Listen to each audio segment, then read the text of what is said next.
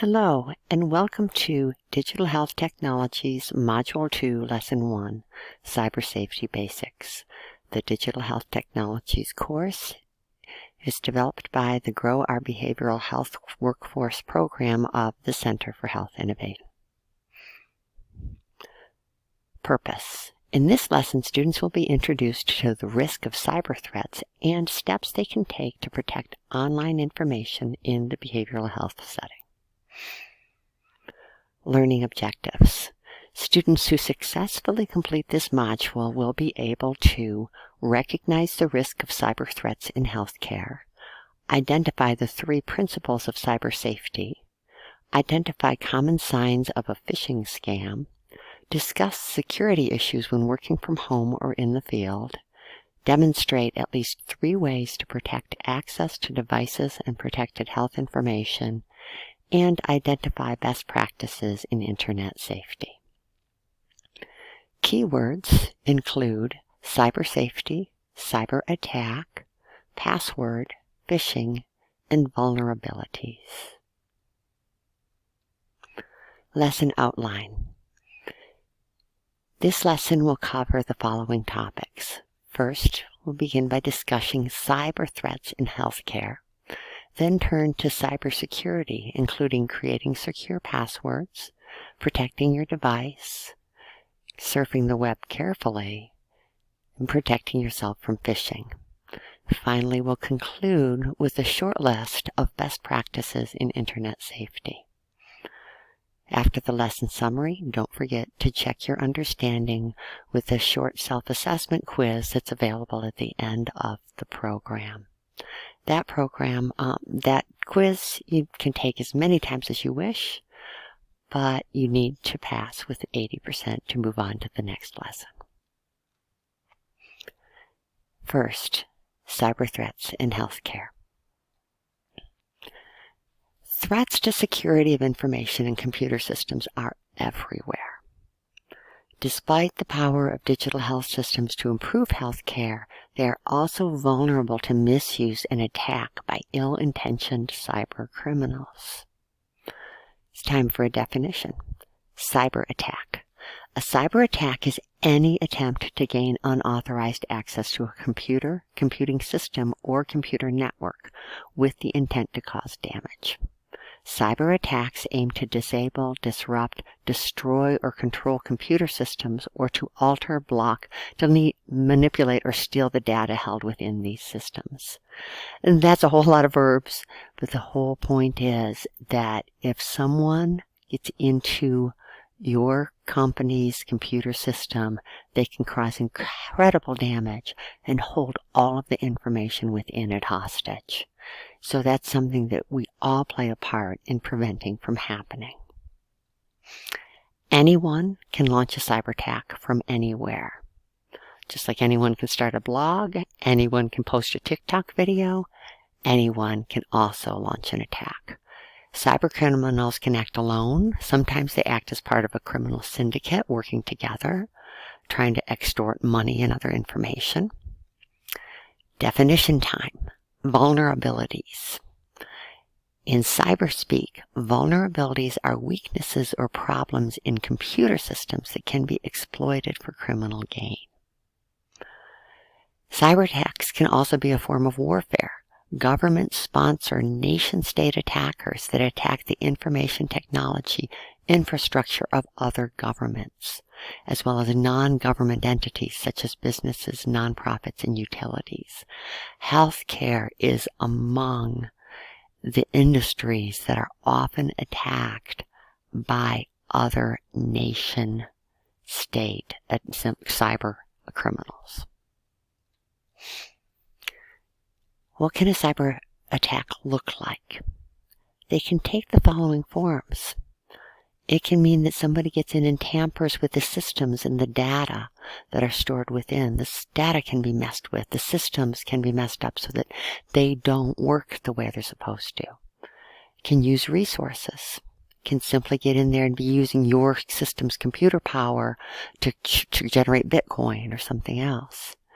Getting access to sensitive information about credit cards, protected health information, other things that we work so hard to protect, or interfering with the normal functioning of a business and its processes, or using ransomware attacks to encrypt data and extort money from victims.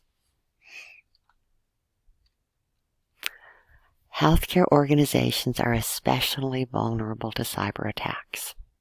Cyber criminals attack the following things in the healthcare world, at least.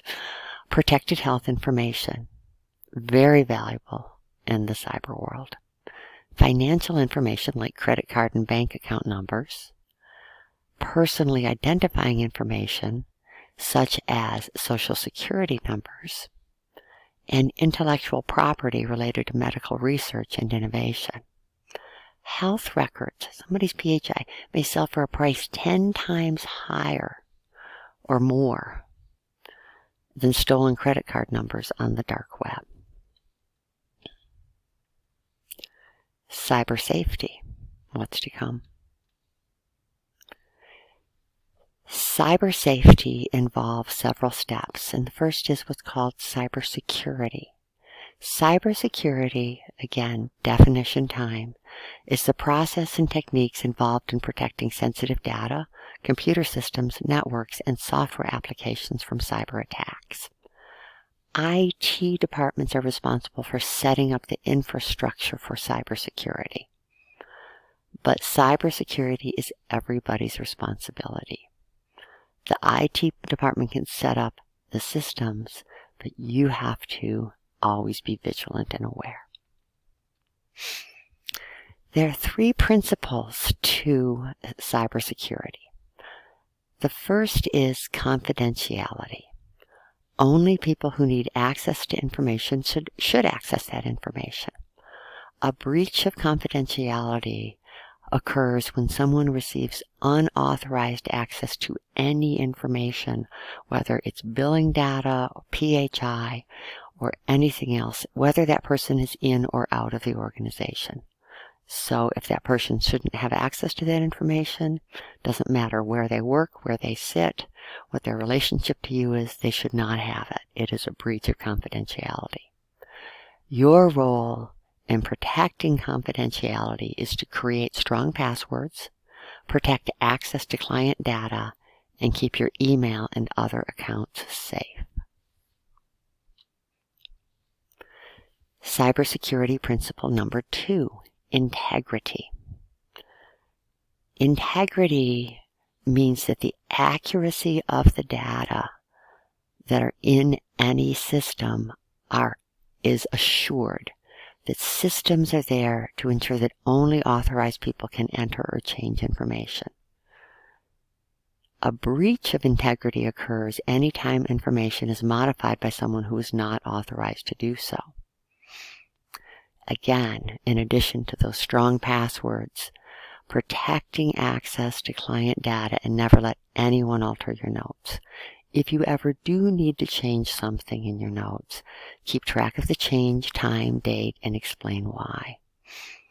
Never delete previous notes, simply make the correction.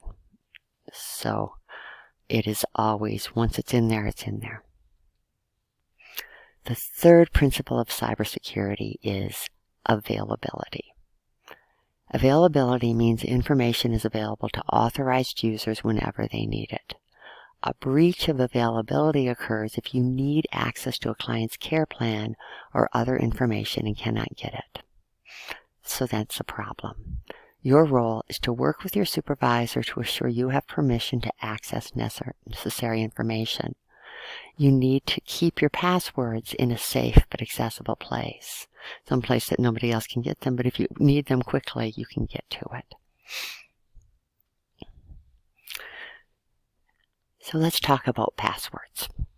The golden password rule of cybersecurity. A good password is long, strong, difficult to guess, but easy for you to remember.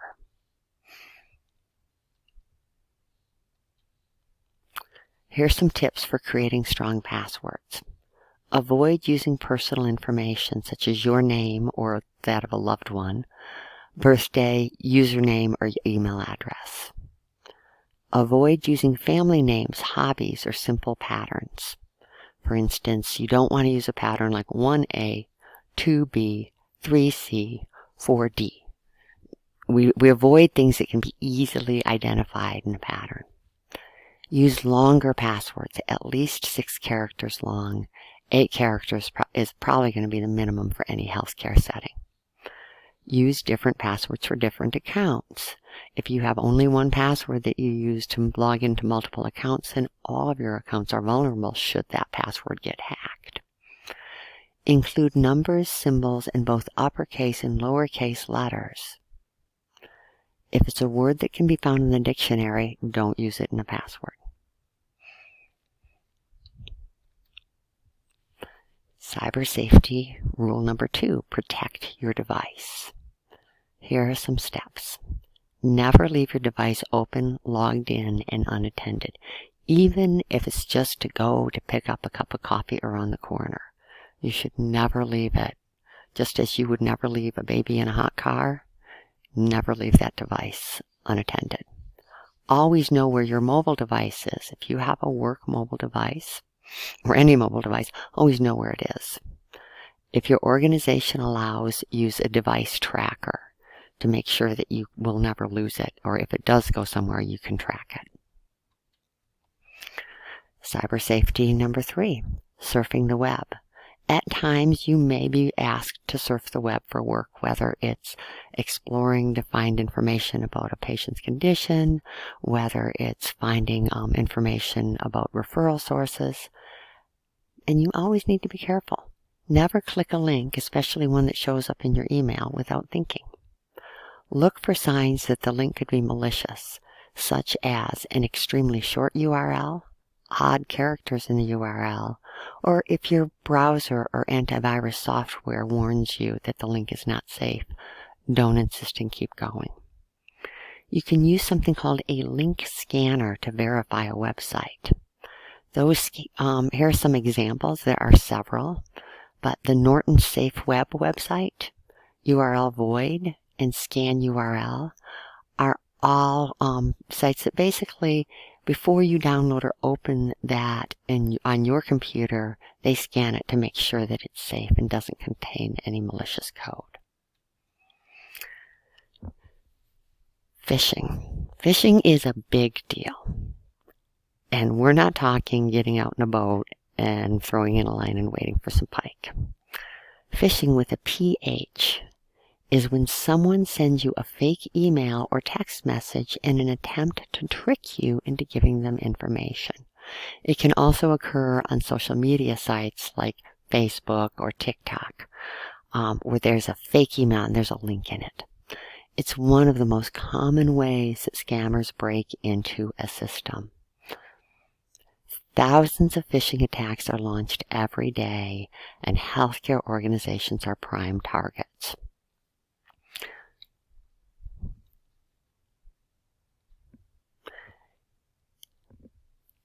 Here are some clues that an email or text message may be a phishing attempt. It may look like it came from a company that you know or trust or that you already do business with. The second thing is it tells you a story that makes you want to click the link or open the attachment. So you want to react and fix something, or you want to help someone. Then, to help this or to fix it, click that link. The common stories that you'll see include false claims that there's been suspicious activity or login attempts on your account. There's a problem with your account or your payment information. You need to confirm some personal information. You need to click on a link to make a payment. You're eligible for free things, just click on the link. Or you're eligible for a government refund. Again, these stories are just not quite right. Often, if you look at the email that it came from, the email may say something like Verizon at gobbledygook.org. So the email addresses may be funky too, so it's another sign. So your role, do not click on links in suspicious email or text messages.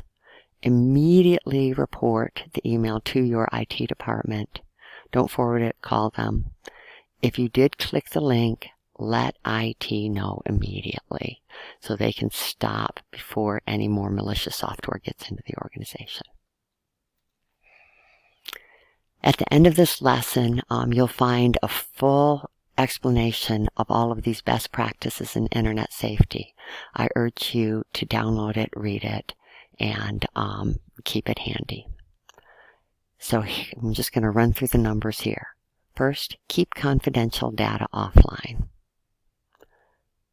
Even password protected, it's vulnerable. 2, check a website's reliability. 3, use strong passwords and change them every 3 to 4 months. 4, use two-factor authentication. Most sites are turning to this. If you have a Google account, if you have a Microsoft account, if you have even a personal Amazon account, you'll note that all of these major companies have now turned to, and probably your bank, you log in and they say, hey, wait a minute, I got to double check that it's you. Check your cell phone. So you need to link your phone as well as your computer to your accounts. That's called two-factor authentication, which means that you've got 2 different devices that are supposed to be in your control that need to be used to respond and say, yes, it really is me. Avoid suspicious links by using a link checker and your common sense, as we just discussed. Keep your computer updated. All of those updates that come through on your computer are things that are going to address, remember the keyword, vulnerabilities in systems. Every system has vulnerabilities, and hackers spend their day trying to find them and exploit them. And so once those vulnerabilities are identified, the companies that make the software are there to check and go, okay, we're going to fix that vulnerability. That's why you get those constant Windows updates or whatever updates you're getting. So make sure that it is updated. Your IT department should have your computer set to, you should be set to completely do that automatically, so don't turn off the automatic updates. Beware of free Wi-Fi and downloads. If you're out in the field, never use a free Wi-Fi unless your company has set you up with something called a VPN or virtual private network. Double check information you find online. Never trust it. We'll talk more about identifying reliable information. Secure your connection with a VPN, a virtual private network, if you're out in the field, and even at home. In the office, that's the infrastructure piece your employer will take care of. Again, antivirus software, use those on your computers, your personal ones, and your employer will provide something like Norton, McAfee, one of the big, well-proven antiviral software devices. Share data digitally using a secure encrypted system. That sounds backwards, doesn't it? But when you need to share data within your organization, it's more secure to share those data digitally on that secure system than it is to take a piece of paper and walk it over. So whenever you have to share data, do it using that secure encrypted system and not another one. Log off. This is a difficult one. It's a pain in the butt one, but whenever you are away from your computer, log off. Log out of protected accounts even if you're sitting at your computer when you are not using them. Protect your gear. Never leave your gear unattended. If someone can get a hold of that gear, it could be the gear itself, the laptop itself, whatever you're using, is secondary to the information it contains. If you have any questions, if you ever feel like you're in trouble, use your organization's help desk. Every organization will have someone who does IT, and make sure that they're your friends. So quickly, a lesson summary. Threats to security of information and computer systems are everywhere. A cyber attack is any attempt to gain unauthorized access to a computer, computing system, or computer network with the intent to cause damage. Cybersecurity is the process and techniques involved in protecting sensitive data, computer systems, networks, and software applications from cyber attacks. Cybersecurity is everybody's responsibility. The 3 principles of cybersecurity, learn these and know these: confidentiality, integrity, and availability. A good password should be long, strong, and difficult for someone else to guess, while still relatively easy for you to remember. Always protect your devices, including desktop computers, laptops, tablets, and cell phones. Never click a link without thinking. Look for signs that the link could be malicious, such as an extremely short URL, odd characters in the URL, or a warning from your browser or antivirus software. Phishing is one of the most common ways that scammers break into a system. Avoid phishing scams by learning to identify fake email or text messages that try to trick you into giving them information. To protect yourself, your clients, and your organization, always follow the best practices in internet safety. Use the list. Follow it carefully. The Digital Health Technologies course has been developed by the Grow Our Behavioral Health Workforce program of the Center for Health Innovation with funding from the Health Resources and Services Administration. This is the conclusion of Module 2, Lesson 1.